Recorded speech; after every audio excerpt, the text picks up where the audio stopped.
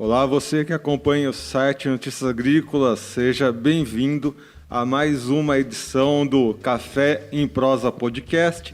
Esse que é o seu podcast semanal sobre cafés especiais. Então aproveita, pegue aí a sua xícara de estimação, aquele café quentinho e vem com a gente em mais uma conversa. Essa semana a gente vai conversar com o Alessandro Alves Hervás, ele que é vice-presidente da Copervás, membro da APAS Café e fundador da Honey & Coffee Brasil. Então a gente vai conhecer um pouquinho sobre a história do Alessandro. Mas antes de conversar com ele, apresento também a Virgínia Alves, a nossa especialista aqui em mercado de cafés. Seja bem-vinda, Virgínia. Olá, boa tarde a todos, boa tarde, Erickson, boa tarde, Alessandro. Vamos para mais um episódio, então. Bom, Alessandro, obrigado, por estar aqui conosco hoje nesse episódio. E, tradicionalmente, a gente sempre começa com as histórias das pessoas que a gente convida. Então, Alessandro, conta um pouquinho aí da sua história, do seu relacionamento com o mercado de café. Boa tarde a todos. Primeiramente, gostaria de agradecer o convite. Para mim é uma honra. Fiquei muito satisfeito em poder contar um pouco da nossa história. Bom, meu nome é Alessandro Alves Hervás, sou produtor de cafés e apicultor aqui na Mantiqueira de Minas, no município de São Gonçalo do Sapucaí. Minha história com o café começou no ano de 93, quando eu cheguei aqui em São Gonçalo. Meu pai tinha comprado a fazenda Fortaleza, Esse foi o meu primeiro contato com o café. E de lá para cá a gente veio aprendendo a trabalhar mesmo com a cultura do café, que era um mundo desconhecido para mim. Tivemos um apoio muito grande da Emater, de técnicas e conhecimentos, Em 2006 a gente fundou a APAS, que é a Associação dos Produtores do Alto da Serra. Para cá a gente veio buscando e aprendendo e trabalhando esse mercado de cafés especiais e certificados, De lá para cá, assim, a gente vai poder contar um pouco da nossa história aí durante essa entrevista, e tivemos, graças a Deus, muitas conquistas, Erickson. Alessandro, quando é que você percebeu que além de produzir café, vocês poderiam fazer esse café de alta qualidade? Quando que foi que a sua chavinha virou, que você falou, eu consigo fazer além do que a maioria dos produtores já fazem? Como é que foi? Sim, a gente sempre teve a vontade de vender o café, todo produtor tem a vontade de vender o café melhor. Em 2006 a gente fundou a associação com esse intuito de vender em grupo, de vender o nosso produto a um preço melhor. Mas na época a gente nem tinha noção do potencial da região e da região. A partir de 2010, os nossos produtores começaram a participar de concursos e ter os cafés se destacando em finais. Esse também acho que foi o momento que as exportadoras começaram a buscar esse café aqui na região e pagar um ágio para o produtor. Então acho que foi a partir de 2010 que a gente começou a despertar e achar esse caminho e esse norte para a gente começar a produzir. Na época a gente ainda não tinha muita noção, a gente meio que dependia muito da natureza para produzir esse café. Então a gente trabalhava assim, depois de seco, a gente ia ver a qualidade e buscar mercado, Mas bem primariamente. Eu acho que a partir de 2015 a gente começou a provar o nosso café e entender melhor qual era a nossa qualidade, qual era o nosso nível de qualidade, e estudar também os processos de pós-colheita e relacionar o pós-colheita com o que estava indo para a xícara, Isso, assim, ajudou a gente a, primeiramente, estabilizar a nossa qualidade e, segundo passo, a melhorar a qualidade, entender perfis diferentes de café. Isso foi um fator predominante para a gente começar a provar o nosso café a partir de 2015. Eu vi aqui, no seu perfil, que você divulga que alguns alunos sempre vão aí na sua propriedade fazer a prova do café, Aí eu gostaria de entender um pouco mais, o que é importante quando você faz uma prova de café, como que você faz essa diferenciação de um café especial, por exemplo? Eu e a Virgínia, a gente teve a oportunidade de experimentar o nosso primeiro café especial, e a gente está iniciando aqui, né, começando a entender esse mercado de cafés especiais. E eu gostaria de saber de você, né, como é que é para você colocar esses alunos dentro da sua propriedade, né, e como que é essa experiência, né, o que sempre precisa ser levado em consideração quando se faz esses estudos de prova. Esses últimos anos a gente assim, conseguiu entender o nosso processo, né, e dominar algumas técnicas. Desde o ano passado eu comecei a fazer um curso.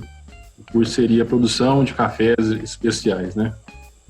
E esse curso a gente fala um pouco assim que o produtor ele tem primeiro passo, assim, antes de falar da prova, né, de conhecer a sua qualidade, né?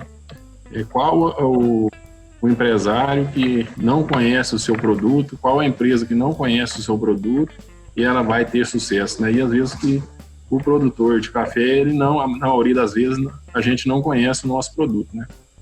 Então, o primeiro passo seria conhecer o nosso produto, né?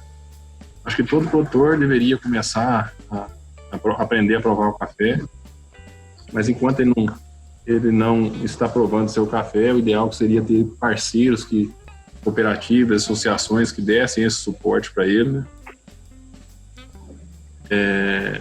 É fundamental ele saber em que nível de qualidade que ele está e para ir a cada ano melhorando através daquilo que ele vem fazendo e vendo o que tem dado certo, né?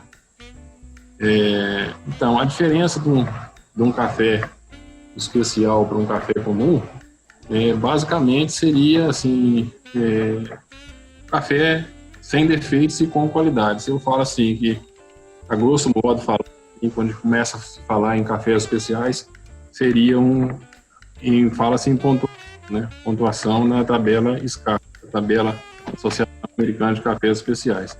Então, seria um café a partir de 80 pontos. O que seria um café a partir de 80 pontos? Seria um café assim, que ele não tem defeitos, mas também não tem muita qualidade. É um café básico, né? E a partir que a pontuação vai subindo, seria o café ter mais cor, mais doçura, mais nota. Aí começa a aparecer depois notas de frutas, notas mais diferenciadas, né? Mas basicamente, assim, se a gente falar especial, seria o sabor, né? Legal. Alessandro, se você for comparar da época em que você começou na cafeicultura e agora, tem algum modo de trabalhar, algum tato cultural que você percebeu ao longo do tempo que te deu esse diferencial no café? Tem alguma nova tecnologia que apareceu nesse meio tempo que te deu essa pontuação tão excelente para o seu café? Bom, acho que basicamente, assim, para a gente produzir um café especial, a gente tem que começar nos tratos culturais da lavoura, né? Uma lavoura bem conduzida, bem nutrida, com um controle básico de doenças, né? Você vai ter uma matéria-prima boa. O que ajudou muito a gente mesmo, o Virgínio, foi o próprio conhecimento, conhecer o nosso café, né?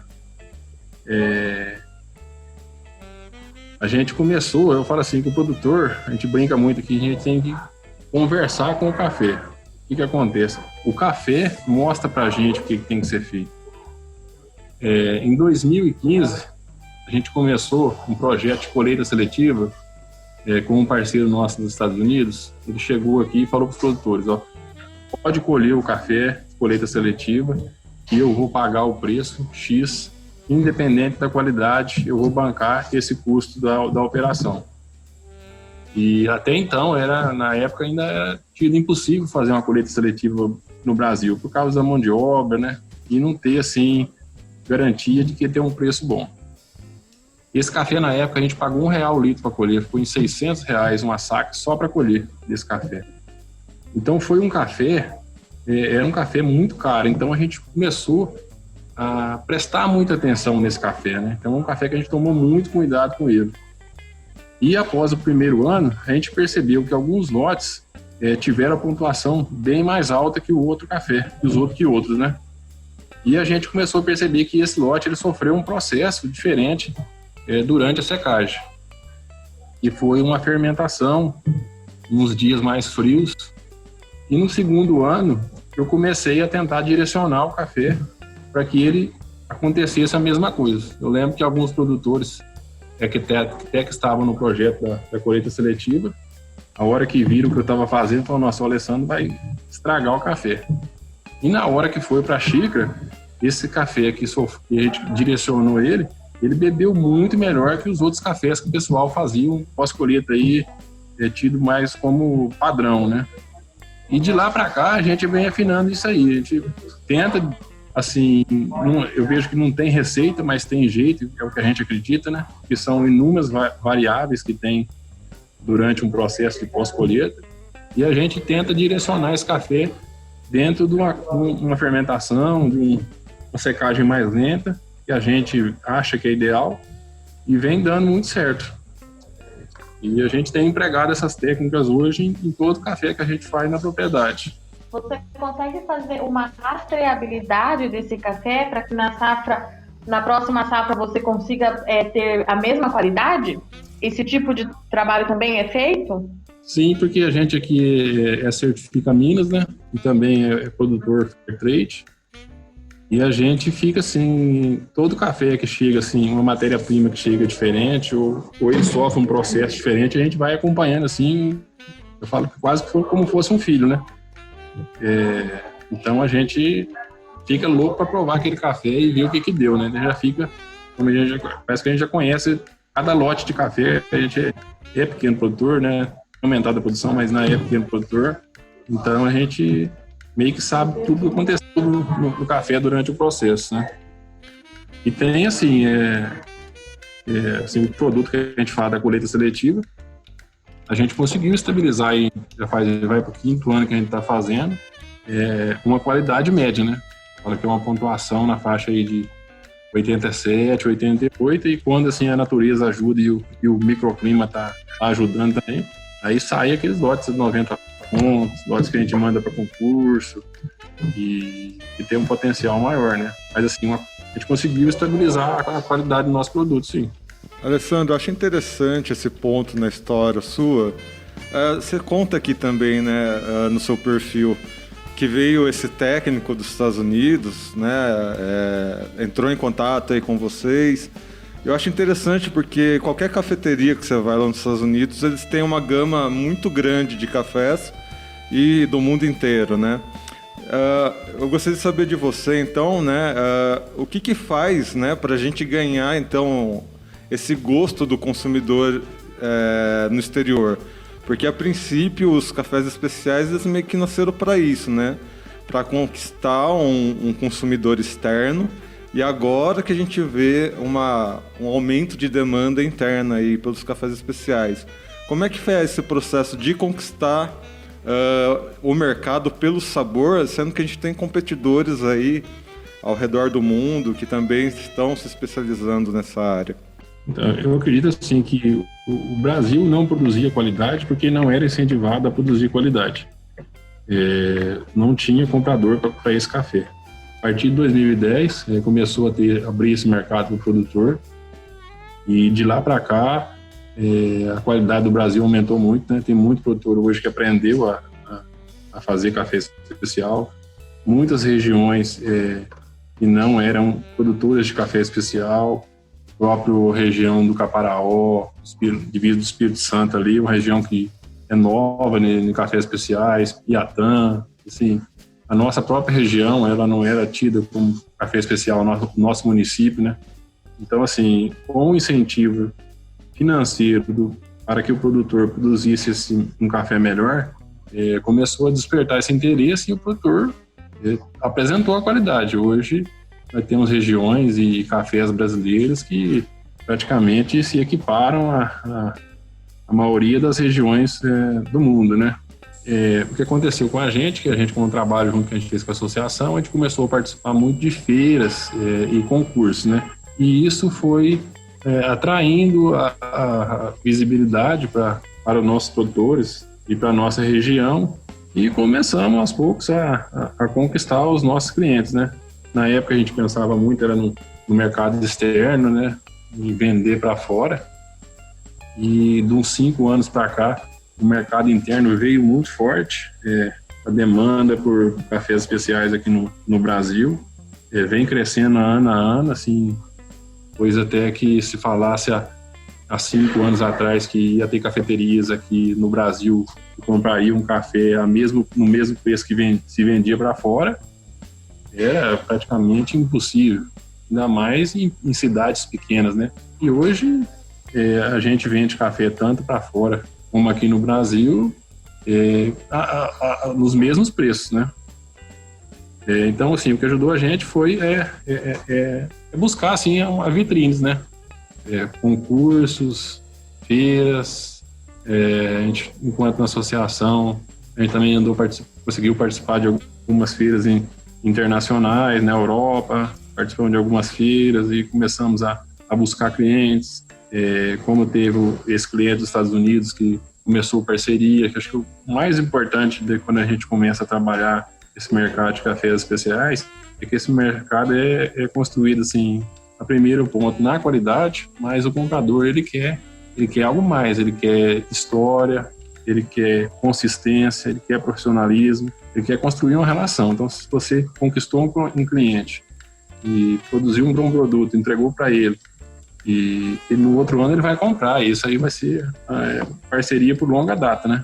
E nesse processo, Alessandro, qual que é a importância, né? Eu vi que você é um grande ativista do cooperativismo, por exemplo, né? Do associativismo também.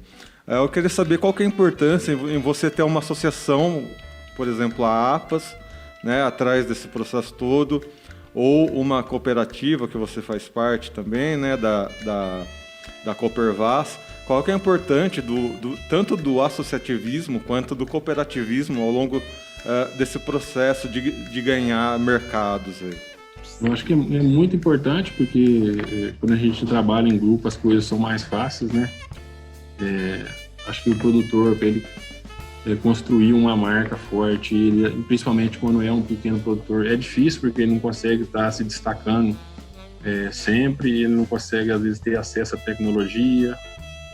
O pequeno produtor ele tem que estar focado na produção, né, porque ele faz tudo na propriedade. Então, assim, o apoio da associação ou da cooperativa, tá buscando esse mercado, dando esse suporte para ele, tanto na produção, como na questão da prova dos cafés, da identificação desses cafés, de buscar cliente para esses cafés.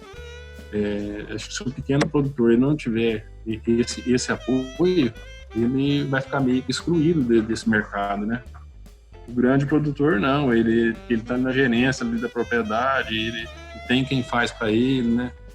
É um pouco mais fácil, né? Eu acho que o pequeno produtor ele fica mais excluído se não tiver esse apoio da associação ou da cooperativa, né? Alessandro, eu estava perguntando um pouquinho mais sobre a história de vocês. Como é que aconteceu essa junção da cafeicultura com a apicultura? Da onde que surgiu a marca Rony e Coffee? Então, eu comecei com café em 93, a apicultura de 94, 95. Meus irmãos estudavam na escola agrícola e trouxeram a apicultura para a propriedade, né?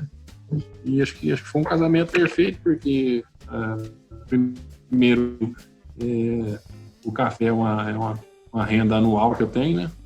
E a apicultura eu consigo fazer uma renda mensal. E também, assim, não concorre em nada com... A apicultura é uma atividade importante porque ela não concorre em nada com outras culturas, ela só agrega, né? Ela vem ajudar no aumento da produção dos alimentos, eu acredito até na melhoria da qualidade do café, porque eu acredito que, apesar que falam que a flor do café já é autocolinizante, né? Tem estudos na Embrapa que falam que aumenta de 20% a 30%. E também eu acredito assim que uma flor melhor polinizada ele vai gerar um melhor fruto. E assim, a gente aqui é pequeno, e eu tenho na propriedade do meu pai, eu tenho 5 hectares que eu sou meieiro dele, tenho uma Cita Esperança que eu tenho 2 hectares, aí eu arrendo mais propriedades, 5 hectares no lugar, 3 no outro, 2 no outro. E aí a gente ficava uma confusão, principalmente porque a propriedade do meu pai é a Fazenda Fortaleza, e aqui na região deve ter umas 40 Fazenda Fortaleza. Era uma fazenda muito grande, dividiu e todo mundo não mudou o nome, né? Então gerava muita confusão na cabeça do comprador, porque ficava toda a propriedade com o mesmo nome. Aí eu falei, como é que eu vou criar uma marca que eu possa relacionar, me diferenciar? Falei, eu sou um produtor e apicultor, então eu quis criar uma marca que levasse isso aí, né? É o nome da apicultura e do café. Aí criei a marca Honey Coffee. Na época a gente pensava muito no mercado externo, né? Aí criei esse nome e deu muito certo, porque o pessoal me pergunta assim, você põe a mel no café? Seu café tem muito mel? O café da região é um café muito doce, então tem muitas notas de adocicadas, como mel, né? Deu certo a marca. Perguntando aí sobre café, mel, enfim, eu acho que além da grande sinergia, né, das abelhas como polinizadoras, esse momento a gente pensa muito sobre saúde, né? E a gente sabe que o café traz benefícios para a saúde, porque ele é um estimulante. O mel também traz benefícios para a saúde, né? Ajuda a sermos mais imunes a doenças, né? Com própolis e tudo mais. Você percebe que houve um aumento de demanda aí, talvez pelas pessoas relacionarem esses dois alimentos com saúde? Você percebeu algum aumento na demanda pelos seus produtos? Eu acho que agrega, né? Às vezes eu tenho pessoas que vêm à procura do mel e levam o café. O pessoal que vem visitar, os clientes que vêm me visitar para comprar o café, acaba levando os produtos de apicultura. Então, assim, uma coisa ajuda a outra, né? A apicultura, acho que as abelhas são um exemplo para a gente de organização, até como sociedade, né? E todos os seus produtos são muito ricos, né? Mel, própolis, o pólen, a geleia real.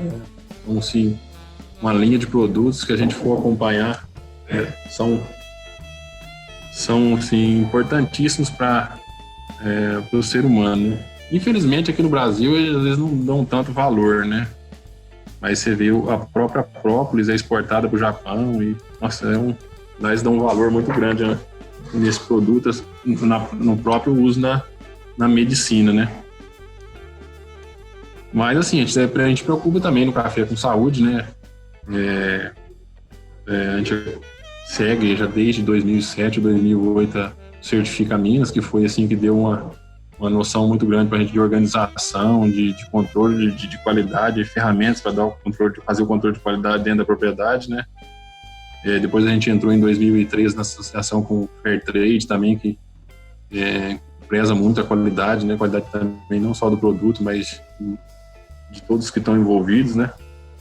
E a gente tenta assim, a gente entende que o café, primeiramente, ele é um alimento, né? Então a gente tem que tratar o café como alimento, né? Botar o café em qualquer lugar, em qualquer ambiente, fazer qualquer processo que possa trazer riscos à saúde, né? Do consumidor, né? Preocupa muito com isso. Como produtor, acho que eu não posso deixar de te questionar a questão dessa safra, como é que está o andamento para o senhor? A gente tem muito no mercado, o mercado espera uma safra do Brasil, além de ser uma safra volumosa para esse ano, uma safra de muita qualidade. O senhor, como um produtor de café especial, quais são as expectativas para esse ano? Então, assim, na nossa região, graças a Deus, assim, os cafés estão bem uniformes, né? Tivemos um volume bom de chuvas.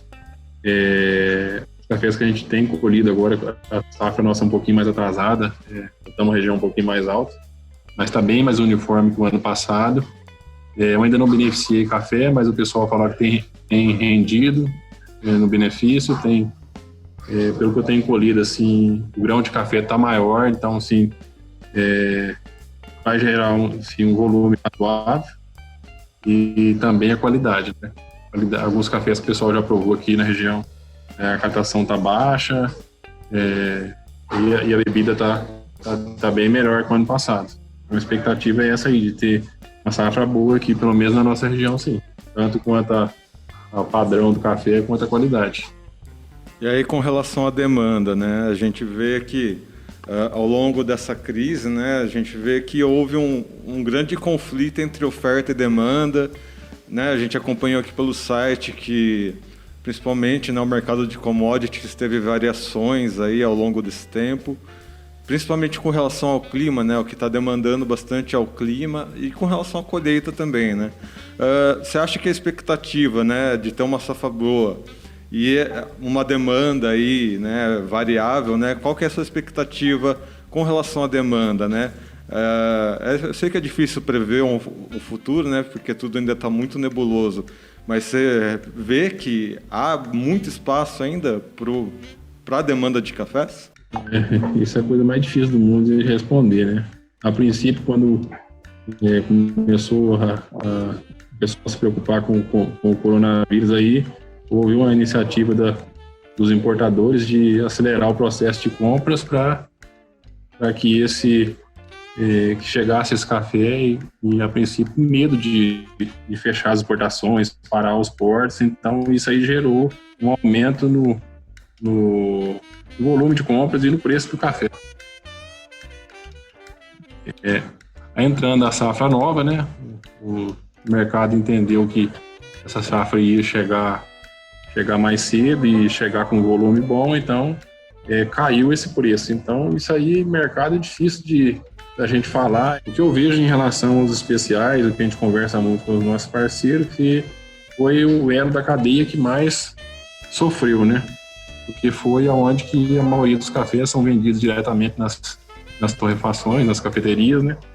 E a maioria ficou fechada. Então, grande parte dos nossos parceiros estão de portas fechadas, trabalhando praticamente a venda só online.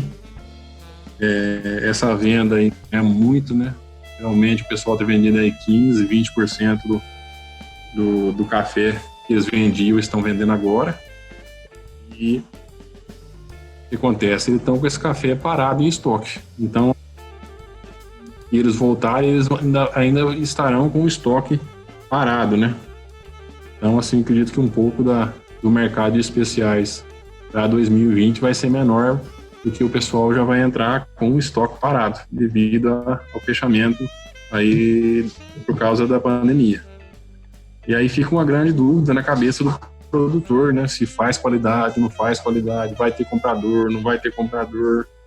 Então, assim, a gente optou aqui por continuar fazendo o mesmo processo de qualidade que a gente faz. Tem conversado muito com os nossos parceiros, né? Trocado muita informação. E eu acredito, assim, que o momento que voltar, o pessoal das cafeterias que trabalham com café especial vai precisar de um café novo aí, da safra nova, né? Para ter um café melhor para apresentar. Aqueles cafés que estavam em estoque, eles vão perder qualidade e a cafeteria vai estar fornecendo ele numa categoria mais, um pouco inferior de café especial. E aqueles melhores cafés, eu acredito que eles vão precisar, assim que eles abrirem, ter esse café para estar oferecendo um café top aí ao consumidor. Essa realidade de estoque cheio e parado também é uma realidade na sua propriedade, Alessandro? Ou você acredita que vai conseguir fazer a venda de todo o café que está para ser colhido? E além disso, qual é a sua expectativa de produção para esse ano? Não, na verdade, esse estoque está parado na mão da cafeteria e da torrefação, né? Porque aqui no Brasil, eu acredito assim que foi assim, talvez assim, está sofrendo menos que outros países, porque quando veio a crise da pandemia, a maioria dos cafés já tinham sido comercializados, né? Já não eram uma época de comercialização de cafés especiais, né? Então, dá tempo do produtor estar colhendo esse café, o produtor vai estar entrando com esse café no mercado talvez a partir de setembro, outubro aí. Então, talvez já dê tempo o pessoal estar voltando, né? Então, acho que na mão do café especial ou um próprio café commodity na mão do produtor, eu acho que não tem estoque do ano passado, não. Mas vamos ver dessa safra para frente, né? Muito bem, a gente já está chegando aqui nos nossos momentos finais, né? Primeiramente, gostaria de agradecer a presença do Alessandro Alves Hervaz, ele que é o proprietário aí da Honey Coffee, né? E antes da gente finalizar, Alessandro, a última pergunta que a gente sempre faz aqui é uma dica de cultura, né? A gente aproveita esse momento que a pessoa já está ali com o seu cafezinho quente, tomando, e a gente dá uma dica de cultura né, que os nossos convidados aqui trazem. Aí pode ser um filme, um livro, uma série, alguma coisa que você esteja acompanhando, né? Alguma dica que você queira dar para quem está escutando aqui o nosso podcast. A minha dica de cultura seria aí para o consumidor que não conhece cafés especiais, tá entrando nesse mundo, tá visitando as cafeterias, tá apoiando os nossos parceiros aí, porque assim, se tiver comprando um café, se o consumidor tá comprando um café, ele tá ajudando o produtor, porque a cafeteria que vende o café especial, somos todos elos de uma cadeia, então se tiver ajudando uma cafeteria nessa retomada aí pós-pandemia, vai estar ajudando o produtor. Então, conhecer um pouco desse mundo dos cafés especiais, dos novos sabores, das parcerias, levando o produtor, levando a região, é importante para a gente. Muito bem lembrado, Alessandro. Isso é um reforço que a gente sempre faz aqui no nosso podcast, né? Que café também é cultura, né? Não só cultura assim de alimento, mas gastronomia, né? Faz parte aí da nossa cultura, de conhecer novos sabores, além de aí também ajudar aí todo o mercado de cafés, né? Que também está passando por essa crise. Então, realmente, essa lembrança do Alessandro é importante a gente frisar aqui, né? De você trazer aí, né, sua presença dentro das cafeterias, né, auxiliar realmente aquela cafeteria do seu bairro que traz um café especial, né, não deixar sonhos morrerem, não deixar comércios fecharem, é muito importante para quando a gente tiver a nossa retomada aí. Bom, a minha indicação para essa semana, né, aqui nas nossas dicas de cultura, é vocês acompanharem uma série que chama Space Force. É uma série que está na Netflix e a história é os Estados Unidos criando uma nova força militar, né? Assim como tem o Exército, a Marinha Aeronáutica, a nova força militar é uma força militar para conquistar o espaço, ir para a Lua, ir para outros planetas. E é uma comédia com o Steve Carell, então é bem engraçado, tem alguns momentos ali meio polêmicos, onde se debate ciência e outras coisas não tão científicas. Então tem alguns momentos bem engraçados aí para quem quiser acompanhar essa série. Qual que é a sua dica aí, Virgínia? Bom, hoje a minha dica ela vai ser um filme da Disney. O filme é Moana, para quem ainda não assistiu. Eu escolhi indicar esse filme hoje porque nesse dia 29 de junho, a gente está gravando hoje, o podcast vai ao ar na sexta-feira, mas é o dia do aniversário da minha filha, a Alice está completando 3 anos, e é um filme que a Alice adora assistir desde pequenininha, mas, de novo, eu acho que a Disney fez um filme que é para adultos. Então fica aí essa minha dica de Moana. Muito obrigado, Alessandro. Então, mais uma vez, pela sua presença aqui no nosso podcast. Eu que agradeço. Muito obrigado e sucesso para todos aí. Muito obrigado também a Virgínia Alves, a nossa especialista em café. Obrigada, Edson. Obrigada a todo mundo que segue acompanhando o nosso podcast, as informações de café no Notícias Agrícolas. Até a próxima. E você que está acompanhando o site Notícias Agrícolas, lembre-se que estamos em todas as redes sociais. Então, lembre-se de nos seguir, compartilhar as informações aqui no nosso site aí com seus amigos, com seus colegas, para que todos os produtores rurais sejam os mais bem informados do Brasil. Esse podcast vai ficando por aqui, mas semana que vem estaremos de volta com um novo Café em Prosa podcast. É isso, pessoal. Até semana que vem. Um abraço.